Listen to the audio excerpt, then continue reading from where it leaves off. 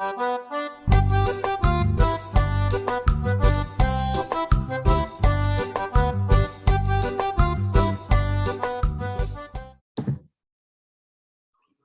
pessoal, como é que vocês estão? Vamos para a nossa primeira aula de português da semana, certo? A princípio, vamos relembrar algo que nós já vimos semana passada, certo?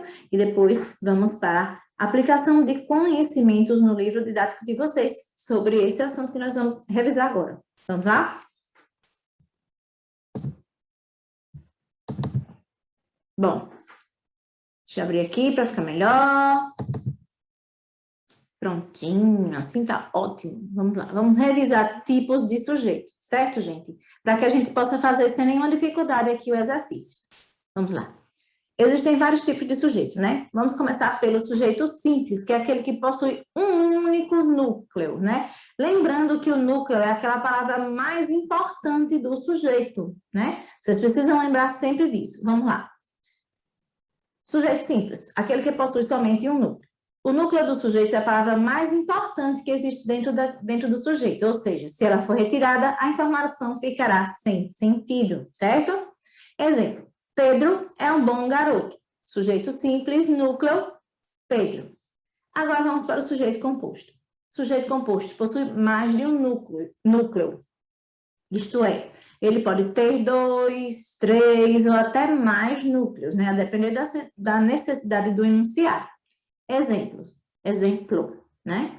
Eu e meus amigos fomos ao cinema. Há 2 núcleos nessa oração, né? No caso, eu e meus amigos. Então, esse sujeito, ele é composto, certo? Lembrando, sujeito composto pode ser 2, 3 ou até mais núcleos. Sujeito oculto, né, gente? Como o nome mesmo já diz, né? Vamos lá ver o que é que acontece aqui. Sujeito oculto, como o mesmo nome já nos indica, é aquele que ele não está claro, aparente na oração. Lembrando que ele também tem outros nomes, certo? O livro de vocês traz outros nomes, não traz oculto. Ele traz desinencial, se eu não me engano, ou elíptico, né? O sujeito oculto, ele leva esses 3 nomes, oculto, desinencial ou elíptico, certo? Elíptico, Karine? Daqui a pouquinho a gente vê. Elíptico, Karine? Menina, que me dá um branco agora! Daqui a pouco a gente vê. Eu acho que na primeira vez eu falei certo, depois eu falei errado. Confusões de cabeça de professor, né? Para entender. Pronto. Sujeito oculto. Vamos lá. Exemplo. Acordei feliz. Bom, por conta do finalzinho, né, da terminação do verbo, você sabe exatamente quem foi que acordou feliz. Vamos ver isso? A terminação do verbo acordar, né? Acorde, ei, se refere à primeira pessoa do singular, no caso, eu, do pretérito perfeito do modo indicativo. Eu acordei feliz, né? Mesmo que o sujeito não esteja expresso, podemos percebê-lo por meio da terminação verbal, ou seja, assim identificamos a qual pessoa ele faz referência. Agora vamos ao sujeito indeterminado. É mais complicadinho, mas consegue-se. Vamos lá. Vamos lá. As coisas vão, como diz a história, ficando complicadas, né? À medida que as aulas vão passando. Mas se vocês prestarem atenção a tudo direitinho, vão tirar tudo de letra, né? Sujeito indeterminado, né? Não aparece de forma clara e ele somente se relaciona a 2 casos específicos. Olha. Se grava esses 2 casos, ótimo. Vamos lá. Quando o verbo está na terceira pessoa do plural e não se refere a nenhuma palavra já mencionada na oração, né? Exemplo, estudaram para as avaliações. Pronto, essa afirmação, mas aí eles não sabem quem foram as pessoas que estudaram, né? Quem, né? Imagina-se, mas não tem certeza de quem seja, né? Por isso que é indeterminado. Ou quando o verbo se encontra na terceira pessoa do singular acompanhado do pronome se, né? Esse pronomezinho é bastante importante e ao longo dos anos vocês vão vendo a importância que ele tem. Necessita-se de jogadores mirins. Necessita-se de jogadores mirins, mas a gente não sabe quem são os jogadores, né? E vamos à próxima página do slide. Oração sem sujeito ou sujeito inexistente. Ai, deixa eu dar uma respiradinha. Cansadinha. Oração sem sujeito ou sujeito inexistente é assim denominado pelo fato de o predicado não fazer referência a nenhum tipo de sujeito. Outra questão é que ele está relacionado a alguns casos específicos, aos quais devemos ficar atentos. São eles. Nesse caso, não são somente dois. Aumenta um pouquinho os casos e agora nós vamos conhecê-los. Ou melhor, vamos lembrar. Lembrar não, vamos dizer relembrar, né? Vamos lá. Quando o verbo da oração indica fenômeno da natureza, como, por exemplo, chover, trovejar, relampejar, nevar, entre outros. Exemplo, choveu muito ontem, trovejou bastante. Bom, gente, aí vocês sabem, não tem como identificar o sujeito, né? Ele não existe, né? Ele é uma oração sem sujeito. Agora para o próximo. Quando o verbo haver indica a ideia de existir, ou quando indicar a noção de que o tempo já se passou, né? Indicar passado. Exemplos. Há garotos jogando no pátio. Existem garotos jogando no pátio, mas não se sabe quem são esses garotos, né? Então, há garotos jogando no pátio, né? Existem garotos jogando no pátio. Há 2 meses não visito meus avós. 2 meses já se passaram, então isso aí é passado, né? Há 2 meses não visito meus avós. Sujeito inexistente. Então, vamos lá. No caso dos verbos fazer e estar, quando indicarem tempo ou clima. Exemplos. Faz alguns anos que me mudei daquela cidade, né? Passaram-se alguns anos e a pessoa não mora mais lá. Então, faz alguns anos que me mudei daquela cidade. Está frio hoje. Então, aqui dá noção de clima, né? Tempo e clima, já sabe. Tempo, clima, fenômeno da natureza. Haver no sentido de existir, né? Ou então em passado. Vamos ver qual é o próximo, né? Qual é o próximo? Vamos lá. Exemplo. Não. Agora vamos para o coisa. Com o verbo ser, indicando data, hora e distância. Exemplo. São 10 de outubro. Data, né? São 2 horas. Hora. São 4 quilômetros daqui até lá, né, gente? Então, esses são os tipos de sujeito que vocês vão precisar saber agora, certo? Então, fizemos essa revisãozinha e agora vamos para o livro didático na página 50 e vamos para o Aplicando Conhecimentos, né? Aplicar tudo que vocês aprenderam na aula passada e revisaram nessa. Vamos lá, galerinha? Me acompanhando, por favor, página 50, Aplicando Conhecimentos. Primeiro, leia os títulos de notícias da internet e a seguir. Primeira notícia. As 13 séries que você deve assistir segundo o ENAI. Aí, no caso, né? Vamos, segunda. Multas por uso de celular ao volante crescem 33% em 2018. Terceira.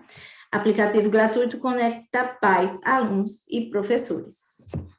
Agora vamos para a questão, primeira letra A.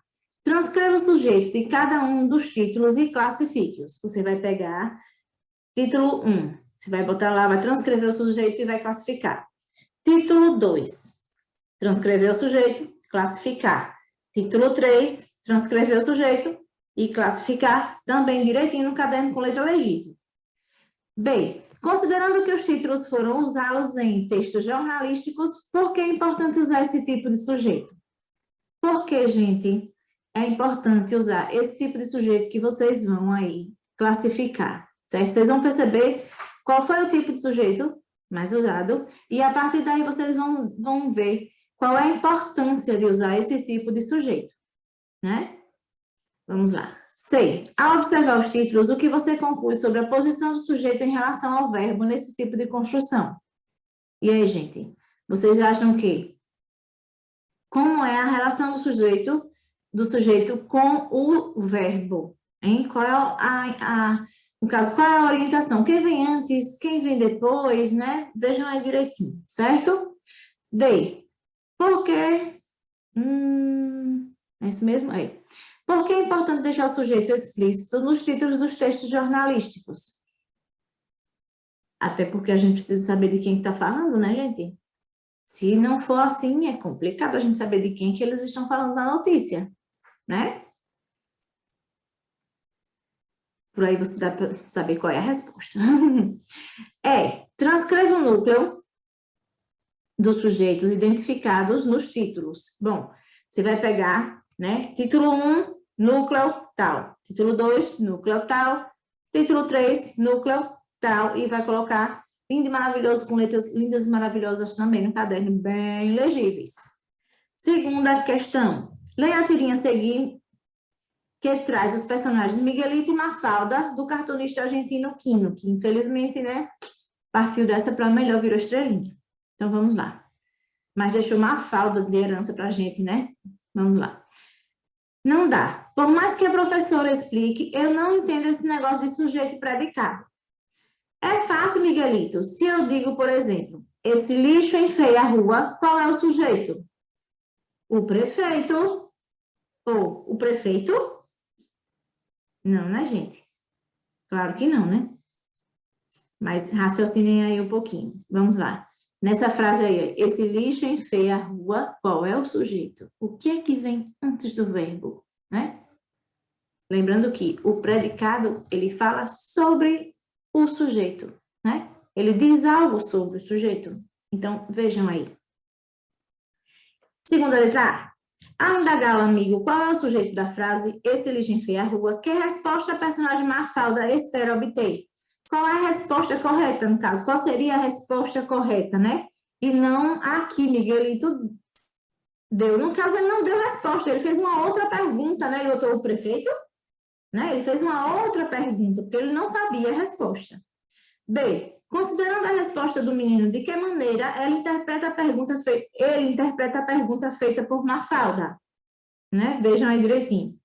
Depois, houve um problema na comunicação entre os interlocutores. Por que isso aconteceu?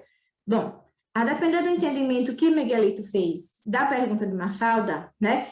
O que é que houve aí? Houve um problema na comunicação entre eles dois, né? Que são os interlocutores, né? Mafalda e Miguelito, né? São os interlocutores. Houve algum problema, né? Na fala deles dois? Melhor, na fala de Mafalda que Miguelito não entendeu? E aí vocês vão dizer se houve ou não e por que aconteceu. C. O que provoca humor e ironia nessa tirinha? E aí, o que foi que vocês acharam que provocou humor nessa tirinha? D. Embora o personagem Miguelito atribua a responsabilidade da limpeza da rua a uma pessoa pública, essa responsabilidade se estende apenas aos órgãos públicos e às pessoas que os representam. Dê sua opinião e justifique-a. Vocês acham, gente, que a limpeza das ruas depende somente, os responsáveis somente são os órgãos públicos, né? Somente são os garis que trabalham para a prefeitura? No meu caso, né? Eu acho que depende de cada um. Tá chupando sua bala? Guarda o papel no bolso, quando chega em casa você joga no lixo, né? Tá tomando sua água mineral? Guarda aquele vaso d'água mineral, assim que vê um lixo, joga. E não fica jogando coisas na rua, que isso daí é falta de educação, né? Então, a limpeza da rua depende também de cada um de nós, né? Tem algumas ruas que nós passamos e vemos um monte de papel de coisa de biscoito, não sei o quê, um monte de coisa na rua, né? Vasinho de iogurte. Por quê? Porque simplesmente pegaram, jogaram, tomaram e jogaram na rua. Isso não é correto. E já tem outras ruas que nós passamos que as pessoas, cada uma vai e varre sua portinha, pega seu lixo. Isso não é fazendo o serviço da prefeitura ou de quem quer que seja, não. É, no caso, cada um fazendo a sua parte em relação à sua rua. Todo mundo quer ter sua rua limpinha, todo mundo quer ter tudo organizadinho, né? Então, cada um tem que fazer a sua parte em todos os aspectos da vida, não é somente em relação à limpeza, né, gente? Então, vamos lá. Na oração, esse lixo enfeia a rua, identifique o núcleo do sujeito e o predicado. Bom, esse lixo enfeia a rua, vocês vão colocar no caderno, né? E vão colocar lá qual é o núcleo do sujeito. E depois vão pegar qual é o predicado, né? Isso daí vai ser facilzinho. Qual é a parte do sujeito que é mais importante? Aquela que se você tirar fica sem sentido. Aí você já sabe que ali é o núcleo do sujeito. Tudo que vem, no caso, tudo que vem antes do verbo é o sujeito. Do verbo em diante é o predicado. Então, tá facinho, facinho, facinho, né? Não tem desculpa de fazer esse dever. certo? Bom, e em relação a responsabilidades, né, gente? Todo dia nós falamos aqui a questão da responsabilidade de cada um sobre a proteção em relação ao vírus que nós estamos vivendo com ele, né? Então, o que é que eu falo sempre, né? Cada um se protege e assim protege as pessoas que moram dentro da sua casa, né? Porque se você não se protege, chega em casa de qualquer forma, o vírus vai circular ali dentro, vai acabar contaminando todo mundo. Então, cada um fazendo sua parte em relação a isso também vai melhorar bastante e logo, logo estaremos todos de volta, certo? Então, protejam-se e protejam as pessoas que vocês amam, certo? E logo, logo estaremos todos juntinhos com fé em Deus, né? E vamos para a nossa despedida. Um abraço apertado, um beijo no coração e até a próxima com fé em Deus.